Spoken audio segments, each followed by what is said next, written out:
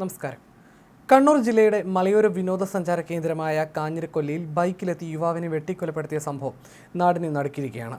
കൊലപാതക സംഘത്തിനായി പയ്യാവൂർ പോലീസ് അന്വേഷണം ഊർജിതമാക്കിയിട്ടുണ്ട്. കൊല നടത്തിയ ശേഷം ബൈക്കിൽ രക്ഷപ്പെട്ട പ്രതികളെ ഉടൻ പിടികൂടുമെന്ന് പയ്യാവൂർ പോലീസ് അറിയിച്ചു. കൊലപാതകം ആസൂത്രിതമാണെന്നും വ്യക്തിവൈരാഗ്യമാണ് കൊലയ്ക്ക് കാരണമെന്നുമാണ് പോലീസിന്റെ പ്രാഥമിക നിഗമനം.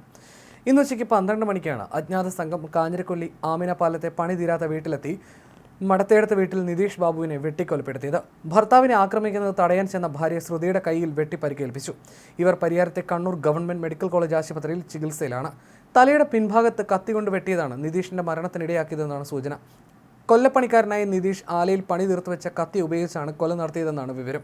പയ്യാവൂർ ഇൻസ്പെക്ടർ ടിങ്കുൾ ശശിയാണ് കേസ് അന്വേഷിക്കുന്നത്. കണ്ണൂർ റൂറൽ SP ഉൾപ്പെടെ സംഭവസ്ഥലത്തെത്തി പരിശോധന നടത്തി. മൃതദേഹം പയ്യാവൂർ പോലീസ് ഇൻക്വസ്റ്റ് നടത്തി പോസ്റ്റ്മോർട്ടം നടപടികൾക്കായി പരിയാരത്തെ കണ്ണൂർ മെഡിക്കൽ കോളേജ് ആശുപത്രി മോർച്ചറിയിലേക്ക് മാറ്റി. പണി തീരാത്ത വീട്ടിലാണ് നിതീഷ് ബാബുവും കുടുംബവും താമസിച്ചിരുന്നത്. ബൈക്കിലെത്തിയ കൊലയാളി സംഘം വീട്ടിൽ നിന്നും നിതീഷിനെ വിളിച്ചിറക്കിയാണ് വെട്ടിക്കൊന്നത്. നിതീഷിന്റെ കൊല്ലപ്പണിശാല വീടിനടുത്താണ് സ്ഥിതി ചെയ്യുന്നത്. എന്താണ് കൊലപാതക കാരണമെന്ന് ഇതുവരെ വ്യക്തമായിട്ടില്ല.